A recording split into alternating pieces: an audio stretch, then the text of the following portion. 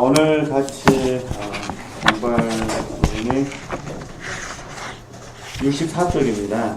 64쪽. 네. 64쪽을 보면 이제 지난주에도 뭐 그런 이야기를 말씀드렸는데 계속해서 반복된 이야기지만 또 다르기도 하고 또 그런 부분입니다. 잠깐 이제 우리 편에서 잠깐 정리를 하면은 이렇게 좀 이해를 한번 했으면 좋겠습니다. 물론 이제 성경 말씀에 보면은 강한 자가 약한 자의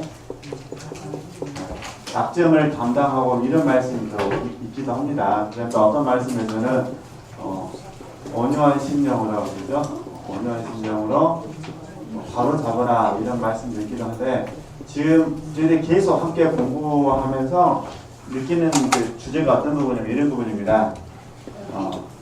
마르다의 자리와 마리아의 자리가 있는데 다 아시니까 마르다는 우리가 활동적인 삶으로 이야기했고 마리아는 관상적인 삶으로 했는데 지금 저와 여러분이 마리아의 자리에 부름을 받았다 이 이야기를 하고 있는 거잖아요. 문제는 마르다의 자리에 있는 사람들이 마리아를 지금 은근히 핍박을 하고 있는 겁니다. 지금 이건 이제 무슨 말이냐면은 실제적으로 수도 공동체 안에서도 그리고 교회 공동체 안에서도 은연중에 마르다와 같은 사람이 마리아와 같은 사람들을 지금 먹어야 되는 거죠. 핍박하는데 핍박의 형태가 어떻게 나타나냐면 원망이나 불평이나 그죠? 성경에 말하면 불평이잖아요. 아니면 비난이나 아니면 판단이나 심한 경우는 정죄 그죠? 특별히 이제 마르다 같은 사람이 혹시 율법적 신앙을 가졌다 그죠? 그리고 철저하게 행위 중심이고 자기 의가 강하다고 본다면 당연히 마리아의 자리에 있는 사람에 대해서 어떻게 하겠습니까? 정죄가 심해지겠죠. 이런 부분들이 있다면 우리는 마리아와 같은 입장을 취해야 된다 그 말입니다. 마르다하고 멱살 잡고 싸울 것이 아니라 그렇죠? 마리아와 같은 입장을 취해야 되는데 이 부분을 좀 계속 설명해 주겠다 이런 부분입니다. 그래서 한번 보면서 나눠보도록 하겠습니다. 자, 20번 어떤 부분이냐면 이제 자신을 변명하기 위해서 하나님 사랑하는 일을 그만두기를 원하지 않는 사람들을 대신하여 전능하신 하나님께서 충분히 뭐라죠? 대답해 주실 것이다. 그러니까 마리아가 마르다에게 변호된 것이 아니라 예수님이 마르다에게 마리아를 변호시켜 주셨다. 그 말씀을 적용해보자 그런 부분입니다. 자 보겠습니다. 관상생활을 하는 사람은 자기에 대해 불평하는 활동적인 사람들을 어떻게 되는 거죠? 용서해 주어야만. 이게 쉽지가 않지 않습니까? 그죠? 뿐만 아니라 영적인 일에 몰두하여 사람들의 말이나 행동에 관심을 기울이지 말아야 합니다. 그러니까 두 가지 부분입니다. 일단은 마리아에게는 첫 번째 계속해서 마리아의 자리에 있어야 된다. 또 하나는 마르다의 그런 원망과 불평에 대해서 용서해 주어야 된다. 네, 그런 부분. 그래서 애로운 것 같습니다. 네. 마리아가 그렇게 행동했습니다. 마르다가 주님께 와서 불평했을 때 마리아가 보여준 태도는 우리의 본이 됩니다. 만일 우리가 마리아처럼 행동한다면 주님은 우리를 위해서 과거에 마리아에게 하셨던 것처럼 뭐라는 거죠? 행하실 것입니다. 마르다는 주님의 재판관으로 행동하여 마리아에게 일어나서 자기를 도와주라고 명령해달라고 부탁했지만 이게 지금 판단 정지잖아요. 사랑이 많으신 주 예수 그리스도께서는 자기의 사랑에서 떠나려 하지 않는 마리아를 변호하기 위해서 정중하고 합리적으로 대답하셨습니다. 그것은 마리아가 영적으로 주님의 신성을 사랑하여 몰두해 있는 것을 말하는 거죠. 아셨기 때문입니다. 중요한 건 자 다시 이제 예수님께서 마리아의 중심을 보셨는데 마리아는 정말로 예수님을 뭐 하셨다는 거죠? 사랑하셨다 그런 부분입니다. 근데 제가 지난주에 농담삼아 말씀드렸듯이 저와 여러분이 마리아의 자리는 있는데 마리아의 자리가 싫어서 있으면 안 된다 그 말입니다. 그죠? 진짜로 마리아는 예수님을 뭐 했다는 거죠? 사랑을 했다. 그러니까 예수님께서 마리아의 그 사랑의 마음을 아시고 이 사랑의 마음을 빼앗지 말라고 지금 마르다에게 말씀하신 것이다. 그냥 그 마르다는 사랑하지 않느냐? 사랑하죠. 마르다도 사랑하는데 마르다는 지금 활동을 통해서 더 사랑하고 싶어 하는 거죠. 근데 지금 마리아는 관상을 통해서 예수님을 더 사랑하고 싶어 하잖아요. 그죠? 이 차이점을 이해하셔야 된다. 그 말입니다. 근데 이게 실제적으로 교회 안에 있는 일이다. 이런 부분이니까요. 네. 그러면 주님은 어떻게 대답하셨습니까? 주님은 마르다의 고소를 담당한 재판관으로서만 아니라 자기를 사랑하는 마리아를 위한 변호인으로서 합법적으로 변호하셨습니다. 그리고 마르다야 마르다야 라고 말씀하셨습니다. 마르다가 주님의 말을 듣고 주의를 기울이기를 원하셨기 때문에 다급하게 2번이나 마르다의 이름을 부르신 것입니다. 너는 많은 일로 염려하고 근심하고 있다. 많은 일로 염려하고 근심하고 있다. 활동가들은 항상 여러 가지 일에 몰두하여 바삐 활동합니다. 그들은 처음에는 자신을 위해서, 나중에는 동료 기독교인을 위한 자비로운 행위에 몰두합니다. 주님은 마르다가 하는 일이 그녀의 영혼 구원에 유익하고 선한 것임을 알게 하고 싶어서 그렇게 말씀하셨습니다. 그러나 그것이 사람이 할 수 있는 최선의 일이라고 생각하는 것을 막기 위해서 한 가지만이라도 족하니라고 덧붙여 말씀하셨습니다. 그 한 가지는 무엇입니까? 사람이 행할 수 있는 육체적, 영적인 모든 일을 버리고 오로지 하나님을 사랑하고 찬양하는 일입니다. 하나님을 사랑하고 찬양하면서 동시에 이 세상에 필요한 일도 바삐 행할 수 있다고 생각하지 않게 하려고 주님은 육적인 일과 영적인 일을 동시에 하면서 하나님을 완전하게 섬길 수 없다고 분명히 가르쳐 주셨습니다. 물론 불완전하게 섬길 수는 있지만 완전하게 섬길 수는 없습니다. 그래서 주님은 마리아는 이 좋은 편을 택하였으니 빼앗기지 아니하리라고 말씀하셨습니다. 이 세상에서 시작된 완전한 사랑의 활동은 모든 면에서 천국에서 영원히 지속될 것과 동등하기 때문에 그 둘은 뭐라는 거죠? 하나입니다. 한번 잘 이해하시면 좋겠습니다. 그 다음에 계속 설명하니까요. 네. 그 다음에 21번. 마리아는 이 좋은 편을 택하였으니 그 정확한 해석. 무지의 구름이 저자가 봤을 때 이 부분 해석은 무엇인가? 이제 지체들께서는 이경 목사님을 통해서 많이 들으셨으니까 금방 이해할 수 있을 것 같습니다. 마리아는 이 좋은 편을 택하였으니 무엇을 의미합니까? 가장 좋은 것을 밝히거나 거론하려면 좋은 것과 더 좋은 것이 선행해야 합니다. 가장 좋은 것은 순서로 볼 때 3번째로 등장합니다. 마리아는 가장 좋은 것을 선택했는데 그렇다면 이 3가지 좋은 것은 무엇입니까? 성경에서는 2가지만 나와요. 좋은 것, 더 좋은 것. 좀 강조하기 위해서 3번째로 집어넣습니다. 이 3가지. 그래서 3 종류의 생활은 아닙니다. 왜냐하면 거룩한 교회는 활동적인 생활과 관상 생활만 인정하기 때문입니다. 이 2 종류의 삶은 마르다의 이야기에서 풍유적으로요, 비유적으로 이해됩니다. 마르다는 활동적인 생활을, 마리아는 관상 생활을 상징합니다. 이 2 종류의 삶에서 벗어난 사람은 구원받을 수 없습니다. 또한 선택의 대상이 2개일 뿐일 때는 가장 좋은 것을 선택할 수 없습니다. 거룩한 교회 안에는 2 종류의 삶이 있는데 이 2 종류의 삶은 3 부분으로 나누어집니다. 이해되시겠죠? 그러니까 원래는 마리아하고 마르다밖에 없는데 그걸 적용하기 위해서 3가지를 만들었다, 그 부분입니다. 이 3 부분에 대해서는 이미 책에서 다룬 바 있습니다. 앞에서 말한 것처럼 첫 부분은 자비와 사랑으로 행하는 선하고 정직한 육체적 행위로서 활동적 생활의 첫 단계, 기억나시죠? 이 2가지 삶의 둘째 부분은 뭐였습니까? 인간의 비참함, 그리스도의 고난, 천국 기쁨 등에 대한 선하고 신령한 묵상. 첫째 부분은 좋은 것, 2번째 부분은 더 좋은 것. 네. 이것은 활동적 생활의 2번째 단계이면서 관상 생활의 첫 단계입니다. 이 부분에서 활동적인 생활과 관상 생활이 영적인 관계로 결합됩니다. 이 둘은 마리아와 마르다처럼 자매 관계가 됩니다. 특별한 은혜를 받지 않는 한 활동가는 더 이상 진보된 관상 생활을 하지 못할 것입니다. 한편 이 단계에서 도달한 관상가는 특별히 필요한 경우가 아니면 활동적인 생활로 내려가지 않을 것입니다. 이 2가지 삶의 3번째 부분은 무지의 구름 안에 있으며 하나님을 향하는 많은 은밀한 사랑의 충동을 가지고 있습니다. 첫째 부분은 좋고 둘째 부분은 그보다 더 좋지만 셋째 부분은 뭐라는 거죠? 가장 좋습니다. 이거 이제 정리만 드리다 다 아시는 거니까.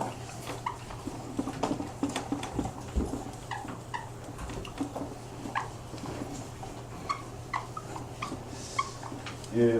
영혼들을 섬기는 멘토의 자리에 있다 보면 참 힘든 것 같아요. 지체들께서도 뭐 멘토가 있고 또 직접 멘토이기도 하시니까 한번 자 엉뚱한 얘기나 한번 잠깐 좀 적용점에서 한번 해보도록 하겠습니다. 갑자기 생각난 부분이 있어요. 멘티 입장에서 봤을 때는 그죠? 잘 아시는 것처럼 멘티 입장에서 봤을 때는 자기의 필요를 충족시켜주는 사람이 최고의 멘토입니다. 안 그런가요? 집에서도 똑같습니다. 뭐 예를 들어 자녀들 멘티가 자녀다. 자녀들이 있어서 최고의 아빠는 누굽니까? 아버지는 자기의 필요를 모두 충족시켜주는 사람입니다. 그죠? 요즘 우리 집사님들이 많이 있으니까 자녀들 생각할 때 최고의 어머니는 누구겠습니까? 자기들의 모든 필요를 충족시켜주는 겁니다. 할렐루야 상황은 아닙니다만 그러시죠? 물론 이제 이 멘티가 철이 들고 예를 들어서 성장하고 성숙하게 되면 이제 멘티 생각은 바뀝니다. 필요와 상관없이 존재론적으로 그죠? 아버지이기 때문에 존경하고 멘토이기 때문에 존경하죠. 이건 이제 신앙으로 적용하면은 주님 때문에 존경하거든요. 거기까지 바라기는 솔직히 참 어려운 것 같습니다. 그죠? 우리 지체들께서 다음에 멘티가 열받으시면 쫓아가서 말씀하십시오. 왜 너는 주님 때문에 존경하지 않냐고. 그 멘티가 눈물 흘리면서 회개할까요? 아니면 바락바락 더 대들까요? 네. 이때 멘티의 그 기질을 잘 보셔야 돼요. 바락바락 대들 것 같으면 하시면 안 됩니다. 왜냐면 똑같이 바락바락 싸워도 멘티는 주님 앞에 안 가고 멘트는 주님 앞에 가거든요. 주님 앞에 가면 누구만 혼날까요? 한 사람 만납니다. 결국은 울면서 나옵니다. 다 내 잘못입니다. 변화될 사람은 그가 아니라 나옵니다. 이런 부분에서 그래서 이제 우스갯소리로 말씀드리는 겁니다. 예수님께서도 우리를 사랑하셨지만 예수님도 우리의 모든 필요를 충족시켜 주지 않으십니다. 예수님은 능력이 되시는데 안 해주셔요. 근데 우리는 능력이 안 돼서 모든 그 차이점을 이해하셔야 됩니다. 내가 예수님 아니다 괴로워하시면 안 됩니다. 네. 다시 교과서로 돌아와서요. 저번 다 배우셨던 거 활동적 그 다음에 관상할 때 그게 이제 마르다 마리아 그죠? 마리아 두 가지 있다고 했잖아요. 첫 번째 선한 행위를 통해서 선한 행위 그 다음 두 번째가 묵상 그죠? 여기 첫 번째가 묵상 두 번째가 관상 이렇게 있잖아요.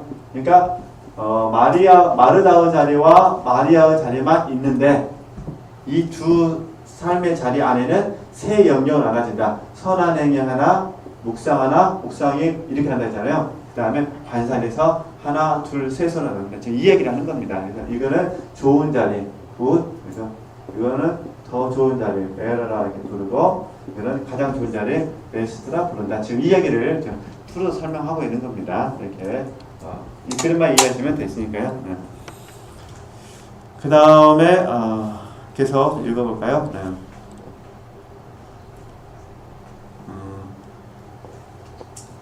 주님은 마리아는 이 좋은 편을 택하였으니 빼앗기지 아니하리라고 말씀하셨습니다. 첫 부분과 둘째 부분은 모두 좋고 고르고한 것이지만 이 세상에서 뭐라는 거죠? 끝이 납니다. 내세에서는 우리가 자선행위를 하거나 자신의 비참함이나 그리스도의 순환 때문에 울 필요가 없습니다. 그때에는 굶거나 목마른 사람이 없고 추위나 병 때문에 죽는 사람도 없고 감옥에 갇히는 사람도 없고 장사 지낼 필요도 없을 것입니다. 왜냐하면 그때에는 누구도 죽지 않기 때문입니다. 그러나 마리아가 선택한 세 번째 부분을 선택하는 소명을 받은 사람, 보다 정확하게 말하려면 하나님의 택함을 받아 그것을 선택한 사람들은 그것을 간절히 뭐라는 거죠?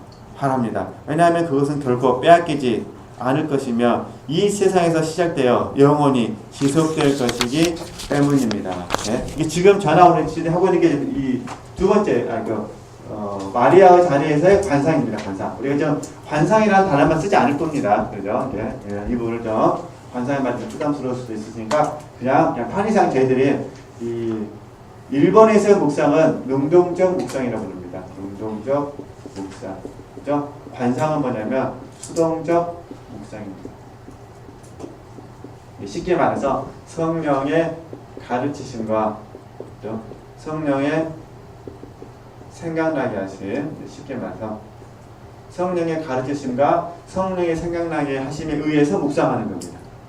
그죠? 그러니까 능동적 묵상은 내가 하나님의 말씀을 붙잡고 생각하는 것이라면, 그죠? 여기서는 어떻게 있습니까? 하나님의 말씀이 나를 붙잡고, 그죠? 붙잡고 그 말씀을 생각나게 하는 것.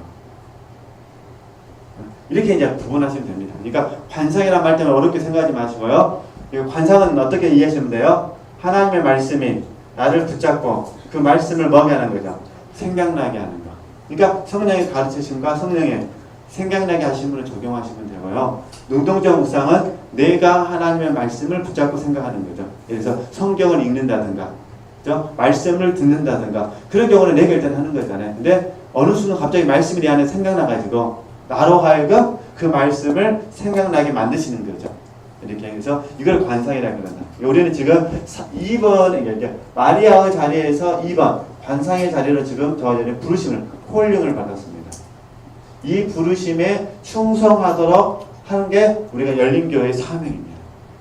이해되시죠? 그러니까 단순히 열린교회에서 하고 있는 사역이 선한 행위라든가 묵상만 한다면 이렇게 복잡하게 사역할 필요가 없습니다. 계속해서 선한 행위를 할 수 있도록 장을 열어주고, 이해되시겠죠? 교육자들이. 그 다음에 묵상할 수 있도록 큐티 모임을 한다거나, 쉽게 말해서 독서 모임만 하면 됩니다. 근데 저희들이 영성훈련하는 이유는 뭐냐면 더 깊은 자리, 관상의 세계로 들어가서 수동적 묵상을 스스로가 할 수 있도록. 이거 무슨 말이냐면 각자가 성령의 지도와 인도를 받아서 하나님의 뜻대로 살 수 있도록 도와주기 위해서 우리가 훈련하는 겁니다. 이해되시죠? 그러니까 이 관계가 잘 되어지면 이게 전부 다 뭐가 되냐면 사랑의 완성입니다. 그러니까 결국 무지의 구름을 뚫는다는 것은 사랑으로 뚫는다고 그랬잖아요. 이게 무지의 구름을 잘 통과해서 깊은 자리에 들어간다는 것은 우리 안에 있는 사랑이 완성되는 것입니다. 그죠? 지금은 우리가 거울로 보는 것 같이 희미하나 그러잖아요. 솔직히 거울로 보는 것 같이 희미하다고 하지만은 그걸 못 본 사람이 너무 많잖아요. 이 땅에서 사랑의 완성을 향하여 달려가는 사람이 거울로 보는 것이 뭐하는 거죠? 희미하게 보는 것이고, 그죠? 그 다음에 하나님 만나에 들어갔을 때 완전히 보는데, 실질적으로는 활동적인 자리에만 너무 머물러 있으면은 거울로 보는 것이 희미하는 것이 잘 안 보이는 거예요. 왜냐면은 묵상이라는 거는 내가 깨닫는다 그랬잖아요. 내가 깨달은 것만 이해하는 거예요. 이해되시죠? 그러니까 근데 관상은 하나님의 깨닫게 해주신 걸 이해하는 거니까.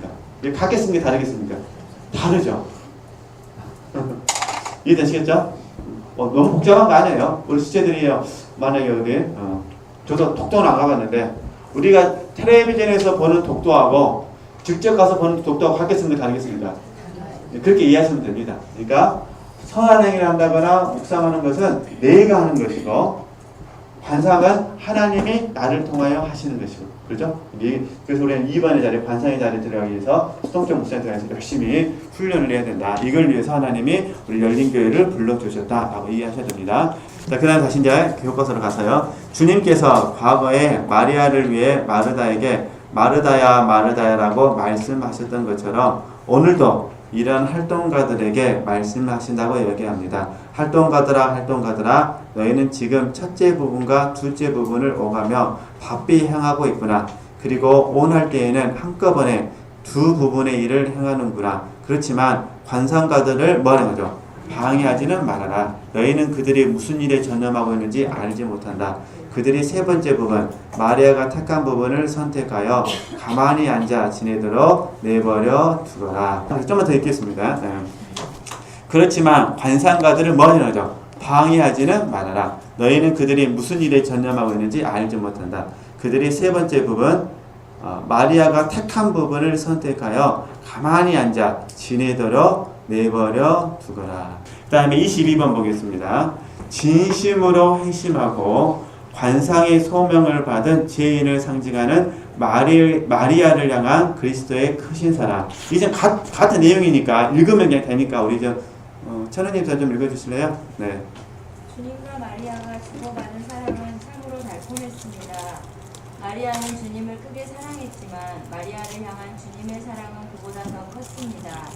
결코 거짓일 수 없는 복음서의 증거에 따라서 주님과 마리아 사이에 있었던 모든 일을 올바르게 관상하는 사람은 마리아가 주님을 철저히 사랑했기 때문에 주님이 아닌 다른 것에서 위로를 받을 수 없었다는 것, 그리고 주님에게서 마음을 뗄 수 없었다는 것을 알 수 있을 것입니다. 여기에 등장하는 마리아가 무덤 앞에서 눈물을 흘리며 예수님을 찾으면서 천사들의 위로를 거부했던 여인입니다. 네, 이 부분은 제가 2주 전에 좀 다른 견해라고 제가 말씀을 드렸는데 기억나실까요? 그러니까 향유 사건이 2번 있었다. 그리고 그 다음에 막달라 마리아하고 그 다음에 나사로의 동생 마리아 말씀을 드렸잖아요. 그런 부분에서 좀 오해가 없으셔야 된다는 것. 네, 아마도 이때 당시 이 저자는 약간 좀 착각을 하신 것 같아요.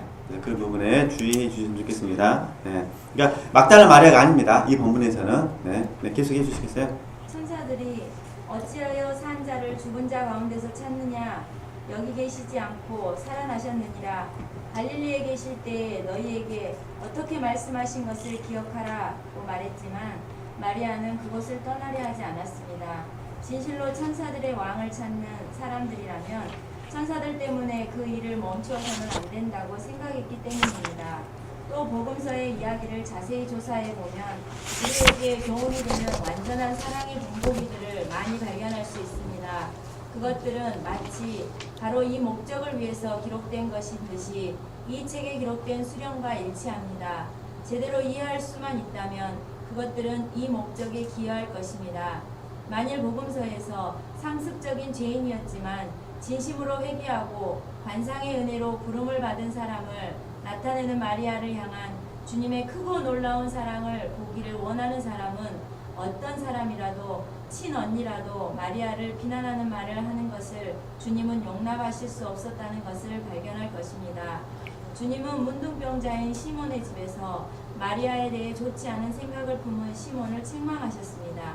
마리아를 향한 주님의 사랑은 크고 놀라운 사랑이었습니다. 네, 어찌됐든 이 무지의 저자는 마리아라는 이름을 막 뒤집박죽 섞어가지고 섞어서 지금 이야기를 하고 있기 때문에 그냥 이 테마에서는 그냥 그런가 보다라고 이해를 하셨으면 좋겠습니다. 이제 한 가지 우리가 이제 막달라 마리아 이야기 나왔기 때문에 잠깐 이제 말씀을 드리면은 우리가 이제 막달라 마리아에 대해서도 좀 그러는데 어찌됐든 우리가 죄 많은 여인이란 말이 나오잖아요. 그래서 누가복음 7장에 이 죄 많은 여인이 막달라 마리아지 않았을까라고 이야기하는 사람도 있고 또 귀신 들렸다가 구원받은 사람도 막달라 마리아잖아요. 그래서 어찌됐든 이 막달라 마리아 입장에서 봐서는 어떤 모습이 됐든 간에 막달라 마리아는 죄는 많았던 것 같아요.